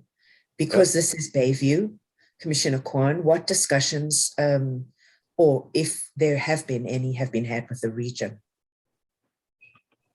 It's a regional road. Commissioner, Councillor, if you don't mind, I could address that. I'll definitely pass it on to the Commissioner, but what the regional policy for traffic signals on regional roads is it has to technically meet their warrants. So the study has been done, and the traffic signal is considered by the region not warranted because it doesn't technically have enough separation from Elgin Mills. But we all know with the Tim Hortons and the Shoppers on the other side, this area needs a signal. It needs a signal, and we have to make it happen. We have an opportunity here to force this applicant to contribute towards that cost. Thank you. Commissioner Kwan, is that about accurate? Mr. Mayor, I believe you've summarized it well. Thanks. Okay. Thank you. Thank you very much, Mr. Chair. Thank you, Commissioner. I just wanted that to be clarified because there is a regional component here. I won't support the deferral, and I'm not going to support the recommendations either. And this is no shade at staff. They've done an excellent job here, but I support the devotees of the Hindu temple, and I do not support the height here in interference with the temple. Thank you. Thanks, Councillor Syllabits. Okay, Councillor Chan, I don't think you spoke yet on this. Go ahead. Thank you very much, Mr. Chair. Speaking to the deferral, number one, I just want to be clear. We'll have a date, a deferral to the next council meeting in February. So, okay, I saw the notice, so I get my answer. So roughly about 60 days from now, more or less. So, yeah. And that leads to my second question through you, Mr. Chair, to staff. On one hand, I can see that a particular one major neighbor that appears to be concerned or maybe uncertain whether what the collective wish may be.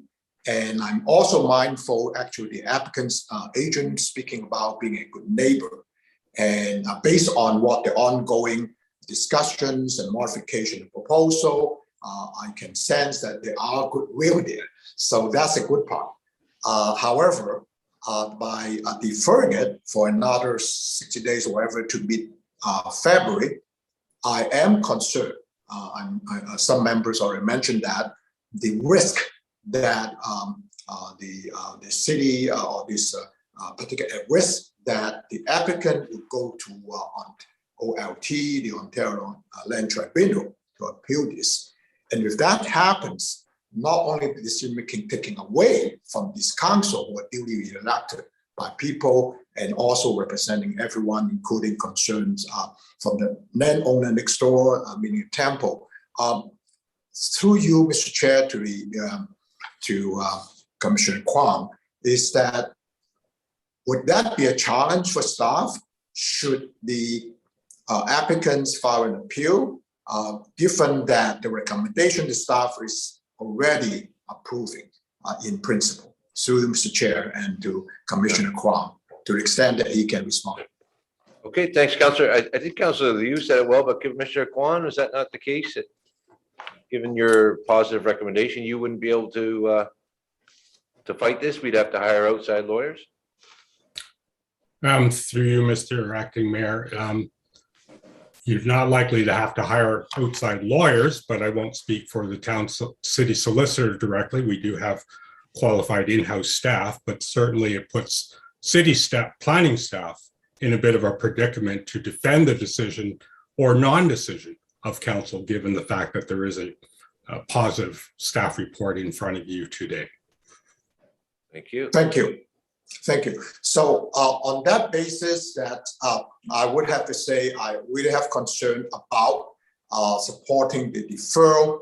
Number one, that is potential risk, the likelihood that the decision making in the end be taken away from this council to a body outside of Richmond Hill, the Ontario Land Tribunal. Number two is about the concern that putting in Commissioner Kwan's words, I think I heard the word awkward or something to that extent, because planning staffers recommend approval in principle. So thank you, Mr. Chair, for me to seek clarification on the two concerns that I do have, and appreciate that. Thank you. Thank you, Councillor Chan. Okay, so I'm not going to support the deferral either. I think for all the reasons that were well stated here, I don't want us spending money fighting an application at LPAT. I want us to contribute to getting the light signal in here. If the region technically says a light's not warranted, then they will approve it. If Richmond Hill wants it, they will implement the light signal as long as we find a way to pay for it.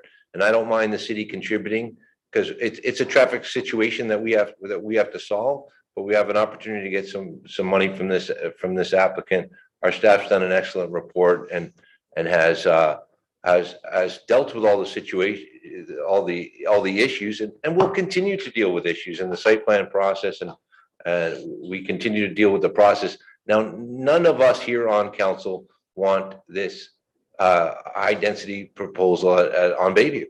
None of us do, but we didn't make the decision.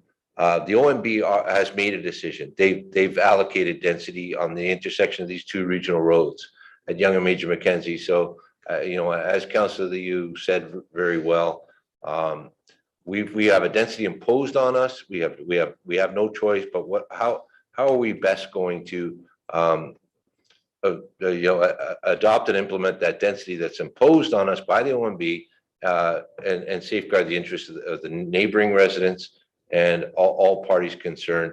I really want to congratulate and thank Councillors Chan, Wesley, you, and all Munch for understanding the best interest of Richmond Hill is not served by fighting at LPAT in a case that's already been ruled on. So I don't see any other speakers on the deferral motion. I'm going to call the vote in the deferral motion. All in favor? Wrap up, Mr. Chairman. Okay, go ahead. Thank you. I want to thank my council colleagues for really taking to heart my deferral motion. And I've heard the concerns. We're not sure exactly what's going to happen with this signalized traffic and who's going to pay for it. You've heard that from Commissioner Kwan. And I believe the devotees that were in favor of this, which I've spoken to many times, want to make sure that, I'm just saying that if you turn this deferral down, which is the purpose of trying to figure out who's going to pay for this light, and then we try and wordsmith it on the fly today, we're going to be spending a lot of time, and we need to get the cooperation of the applicant. And I just don't think we're doing the service justice if we do it today on the fly, and that's why I asked for the deferral. Just to be clear, I don't think we need to be particularly afraid of the applicant going to the taking us and appealing our situation. Through you, Mr. Chairman, to Commissioner Kwan, when was the date that they could have appealed? Commissioner Kwan? Commissioner?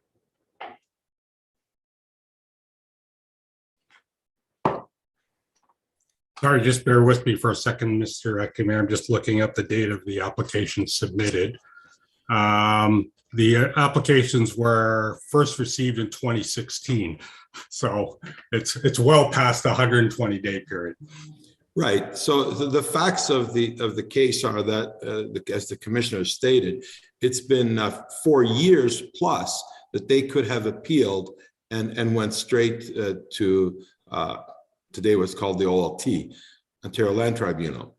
The other question that I heard from my colleagues was that this was going to, leave the decision to the OLT if we were to defer this, and the applicant decided to launch their appeal. I personally don't believe that the applicant is going to be in a hurry to launch an appeal that they could have done 4.5 years ago, in light of the fact that we're so very close to making a deal. So my question through you, Mr. Chairman, to Commissioner Kwan is— 1 minute. Is it not true that if this council were to defer this, that even if the unlikelihood of the applicant appealing the decision now, even if they did, that we still have an opportunity before we have to spend any money going to the OLT, is to come up with a settlement agreement? Is that not correct, Mr. Chairman? Mr. Commissioner? Commissioner Kwan? Through you, Mr. Acting Mayor, that would be correct in terms of the practicalities of the process. Once the city is notified of the pending hearing, we would be required to bring forward a request for direction, so that our city solicitor, at the very least, would be able to report to the board as to the city's position and the issues that are still in play. And through you, Mr. Chairman, to the Commissioner, this process would take months and months before we'd actually have to start anything. Is that not correct, Mr. Commissioner? To you, Mr. Acting Mayor, I won't predict everything, but certainly practice has been that, yes, there's a time lag involved here, but certainly we always want to be ready at a moment's notice to proceed when the notification is received. Thank you, Commissioner. So just in summary, Mr. Chairman, you've heard from the Commissioner that in fact, there's a low percentage likelihood that this applicant is going to appeal. We could actually ask the applicant if that's time there. Okay, thank you, Regional Councillor. So I have a request for a recorded vote on the deferral motion. Councillor, you want to speak on the deferral? You'll have another opportunity if the deferral fails. Go ahead. Thank you. I would like to speak to the deferral. I too also very reluctant to support the deferral. Same reason as Councillor West, Syllabits, Munch, and Chan. With all due respect, within the past 4 years, the applicant has not go to the land tribunal, is because there is not a staff report. So now there is a positive staff report in front of us.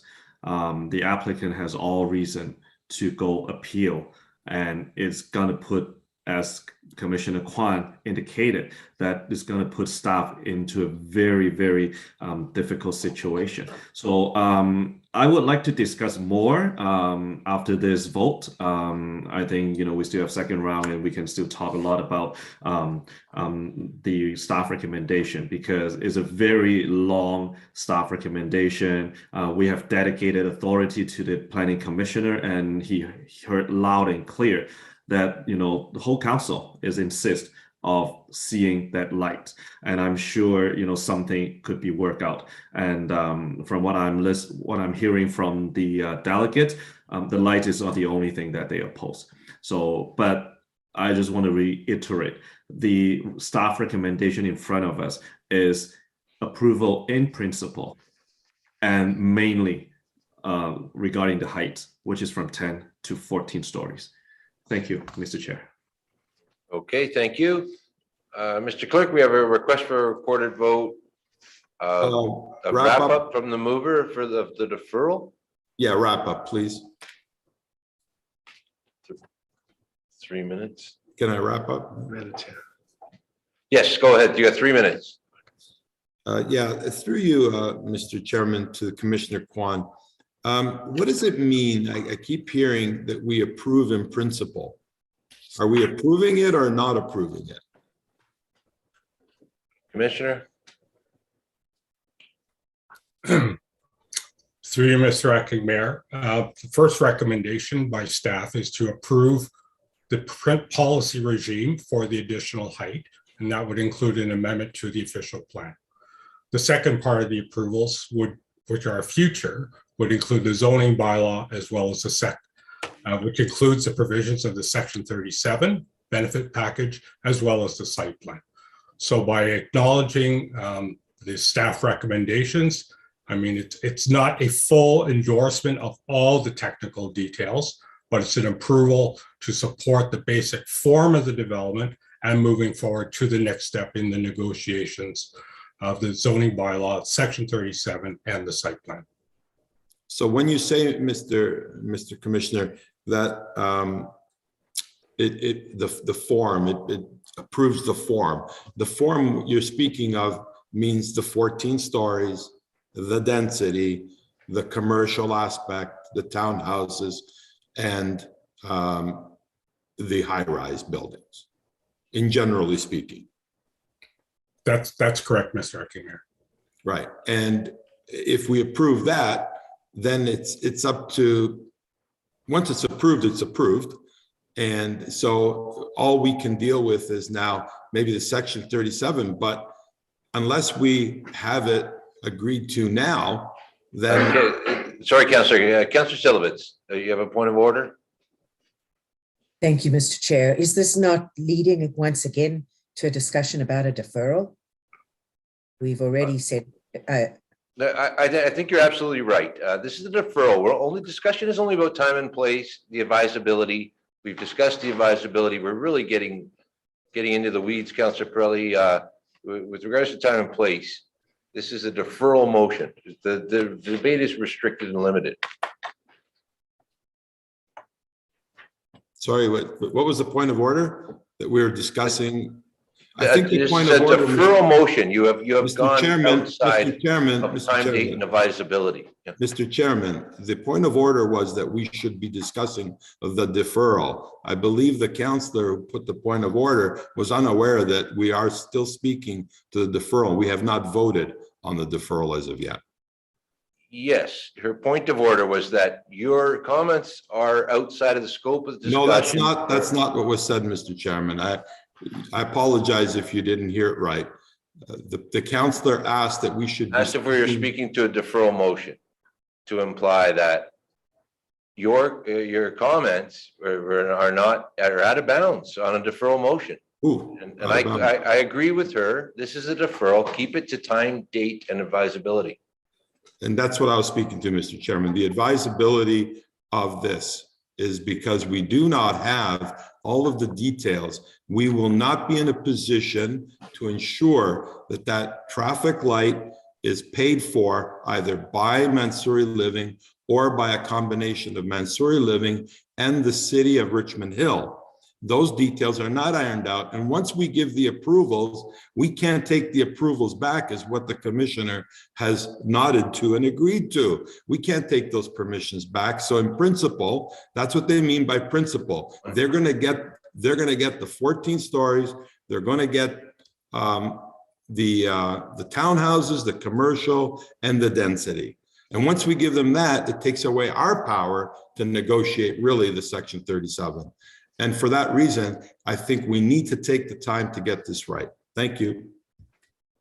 Okay, thank you. Councillor Syllabits has requested a recorded vote on this deferral motion. Mr. Clerk, please read out the roll call.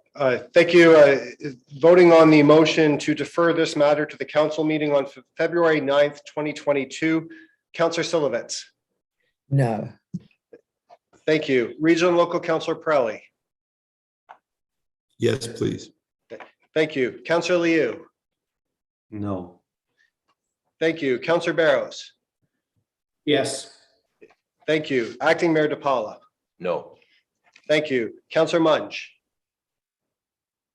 No. Thank you. Councillor West. No. Thank you. Councillor Chan. No. Thank you. The motion to defer fails to carry. Okay. So I haven't spoken yet on the main motion. I chimed in briefly on the deferral and what I thought was unadvisable there. Now, this traffic light has to get done. That's my main concern. We need a traffic signal. We need north of north of Elgin Mills, this has become, a very tricky roadway to negotiate. Tim Hortons are popular. In the morning, everyone wants to get their coffee there north of Elgin Mills. And this temple is extremely successful. And they're drawing people from all over the GTA, all over Ontario. And when they have festivals and events, that traffic has to be regulated. They have to have an opportunity to exit safely into the roadway. I drive it every day. I'm living at Bayview and Stouffville, and I always come down Bayview. And I think it's an accident waiting to happen. Something has to be done. It's got to be done now. The region has a very simple policy. If a local municipality wants a light that doesn't meet their technical requirements through their warrant studies, that you can have it if your councillors are in favor of it. If a council motion, a lower tier council motion wants a signal, the region will install it as long as you find a way to pay for it. And I believe 100% we can do that. The best opportunity is here through this applicant paying their share as much as possible, if not the entire cost, through Section 37. And then the city can supplement any other cost. As budget chair, I'd put it as a very high priority for us to find a way to pay it. Is that a point of order, Councillor Syllabits, or you just requesting to speak? Okay, very good. Okay, so that's how I feel. I'm certain, based on discussions that I've had with devotees of this temple, that if they get their signalized intersection, they'll be happy. The temple doesn't want high density here. Council doesn't want high density here, but it's been predetermined by the OMB that we're forced to have it. And now there's an application that our staff is recommending based on the allowed density. They've done a good job in mitigating it against as much as possible their impact on the neighbor and on this very sensitive environmental corridor that goes through here. The separation from the environmental lands is as much as it can be. We're doing as much as we can to protect the environmental lands. A 10-story block, a massive building using the entire property doesn't help anyone. To have a little bit of separation between buildings and a greater buffer and distance from the environmental features is the best we can do given the density that's been imposed by the OMB. So I know Councillor Liu wants to speak again on a second round. Oh, okay. No, he's saying no. Mr. Chair, Councillor Chan, have you spoken on the first round? No. Okay, so go ahead. Thank you. Councillor Chan. Thank you very much, Mr. Chair. And then Councillor Pirelli wants to speak again. Go ahead, Councillor Chan. Thank you. Actually, I raised my card previously, right before the deferral motion comes in. So I haven't spoken on it yet. Thank you, Mr. Chair. First of all, I'd like to thank our staff. I think the mover of the motion mentioned it. A very comprehensive and thorough detail outlining all the issues, concerns, and as well as the feedback from the temple and others, members of public. And I want to thank all the delegates who have spoken today. I have to say, I also have received interest, inquiries, and contacts from members of the temple as well on this issue. I think that it comes down to, as members before me who spoke, there's a long history on this matter. And the density, as already just indicated by acting mayor, is already something that OMB, the former OMB, has imposed upon us. So the 10-story building, people been talking about, and I've been to the temple many times. I do understand, in addition to the traffic light, there are also concerns of potential blocking of the view because of the religious significance of the height. And I think looking at what the applicant's revised proposal, I did see this show of goodwill gesture by having the transition, the townhouses, and reduction of number of units and so on. So I do sense and see the evidence of a goodwill to move here. And I do have to admit, the surprise to me as one and concern on that regard is that when you go from 10-story to 14-story. So that's one aspect. But nonetheless, if you look at the overall situation, I would be under the circumstances, the facts before us, then the staff in this motion under B that authorized the commissioner to negotiate the best he and the staff could under 37 communication benefit package that we are all, and I'm certainly for it. As I mentioned, I've been to Temple many times, and also I have the occasion to visit other commercial establishment in the area, so I know how it's like to be, notwithstanding York Region's not fulfilling the RON, and I think that is absolutely for the temple, absolutely for the area, particularly for the commercial tenants on the west side of Bayview to have the traffic lights. So I believe that it's very clear to the staff and the commissioner that the traffic light is a must in that section 37.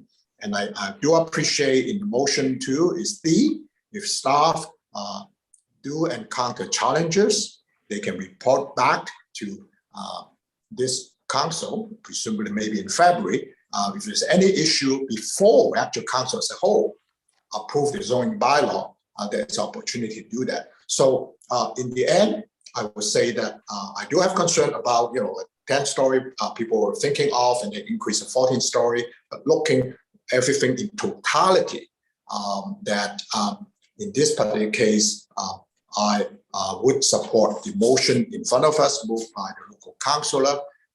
I think that section 37 community benefits package negotiation is probably 1 minute to get the traffic light, which is much needed. And I think continuously I encourage the applicant and our staff to work along with the temple to address any outstanding concerns. So thank you for the time and thank you for the opportunity for me to speak the first round. Thank you, Mr. Chair.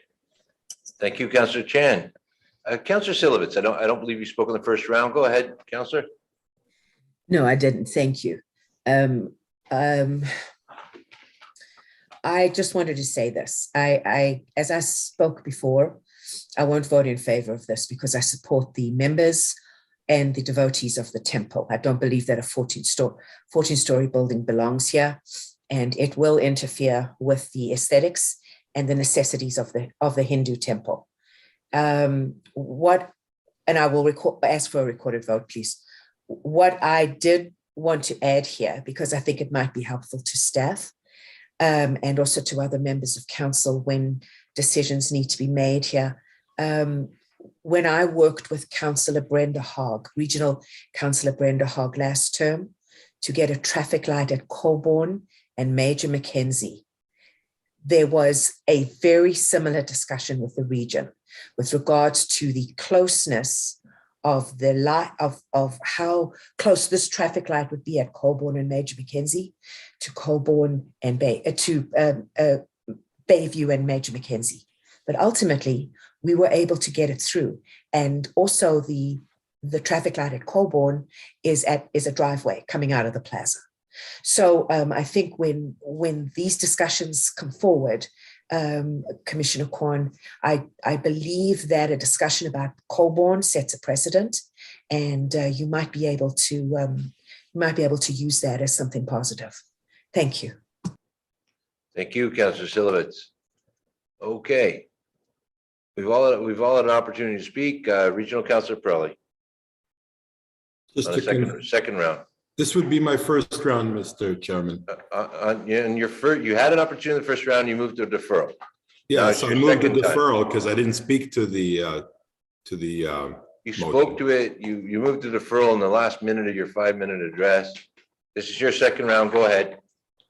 Through you, Mr. Chairman, to the clerk.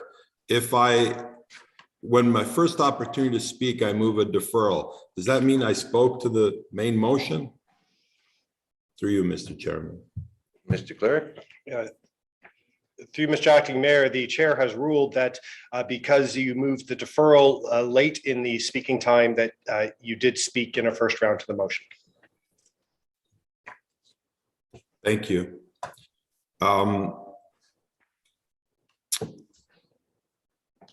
again, I don't want to repeat what I said during the deferral debate, but we have an issue here where, in theory, we have half the devotees of the temple are saying, oppose this application. We don't like it. There's nothing in it for us. Then we have assuming the other half of the devotees are saying, well, we would approve it, but we need some kind of benefit for the temple. And that benefit would be the signalized traffic light. If now, in this vote, we cannot ensure that the signalized traffic will be borne by a combination of Mansouri Living and the city of Richmond Hill, it is very possible that this traffic light will never be built because the devotees can't come up with hundreds of thousands of dollars. If they had been able to, my colleagues, they would have done so years ago. It's because they see the need for it. They just couldn't raise the money. So, Mr. Chairman, it appears that this motion is going to pass. And I'd hate it to pass without any specifics to the resolution on this signalized intersection. So I'm going to move an amendment that the cost to build the traffic lights at that location, at the temple, be borne by this council must give an assurance, however it wants to be worded, so that the commissioner understands that whatever they can't secure from Mansouri Living, that this council will then guarantee that they will pay the remaining balance for the traffic lights. That's my amendment.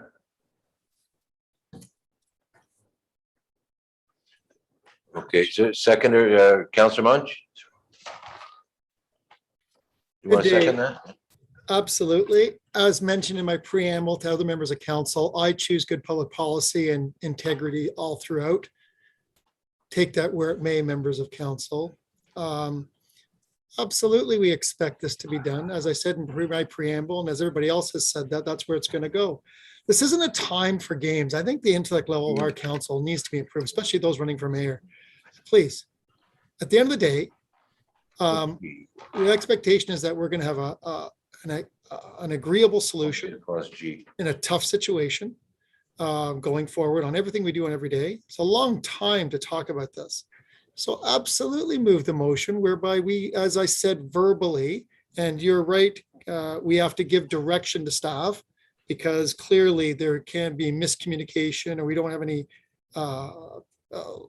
adjustment to where council's will is and where we expect to serve the people. So let's make the approval based upon the condition that that traffic light is going to be born and that will give staff the opportunity to get it done on the direction of working with the applicant to assure on condition that that traffic light is done as part of their requirements for their community benefits, also known as a previous Section 37 that was abolished by the province, now called the Community Benefits Platform.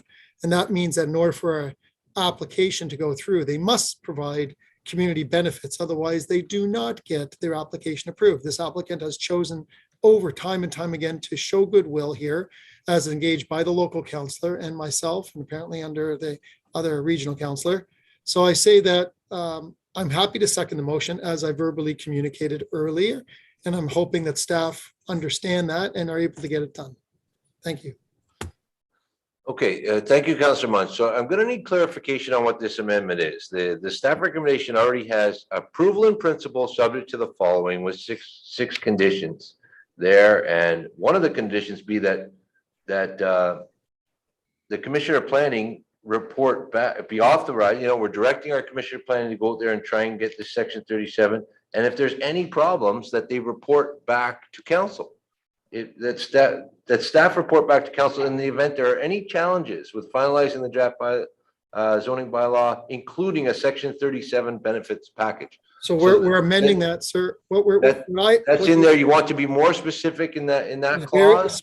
Specific to the Section 37, saying that the section 37, the traffic light is to be borne by the applicant, given the direction of staff to say, this traffic light is important to council. This traffic light is Point of important. order.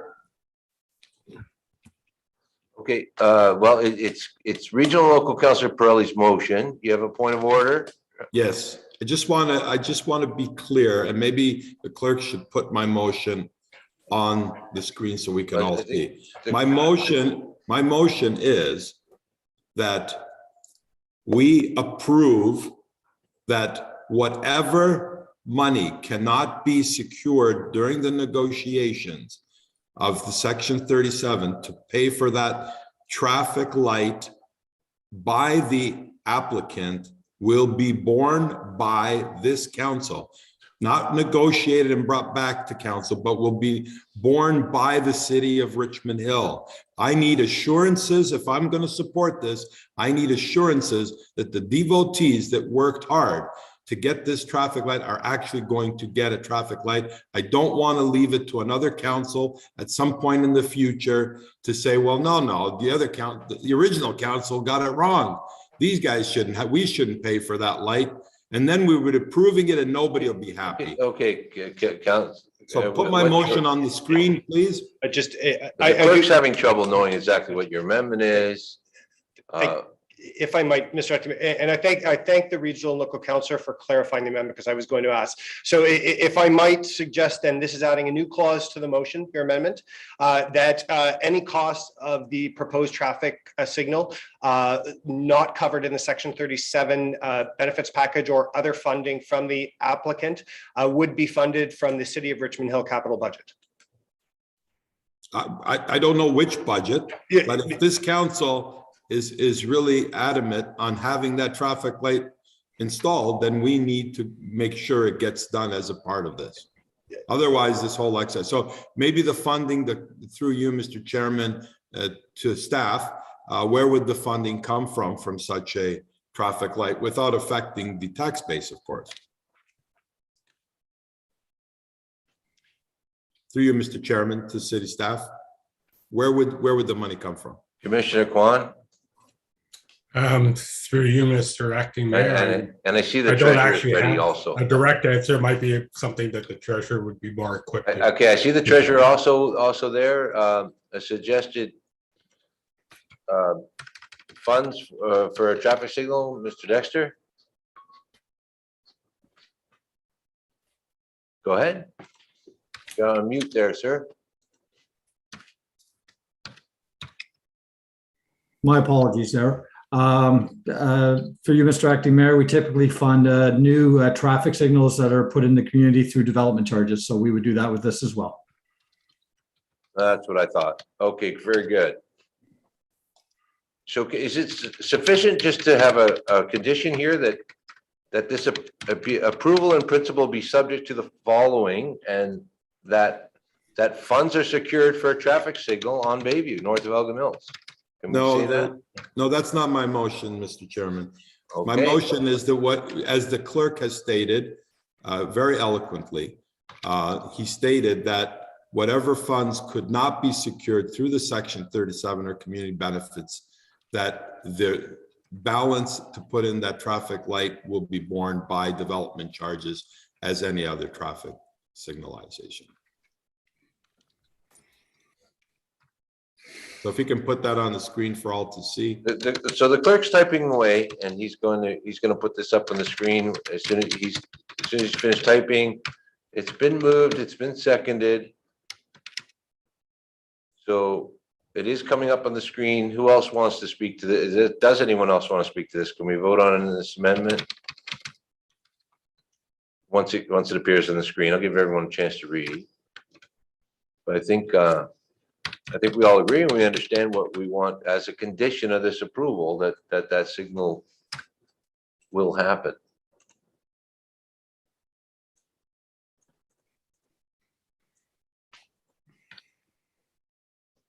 Mr. Clerk, so he's still typing.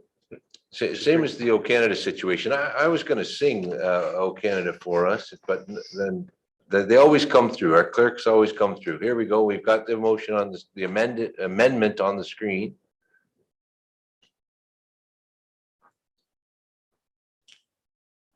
Okay, is that satisfactory to the mover and seconder?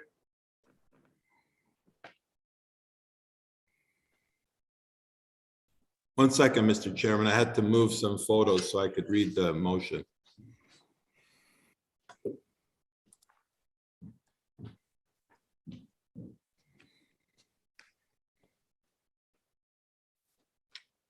Perfect, thank you. Okay. Any other discussion on this amendment?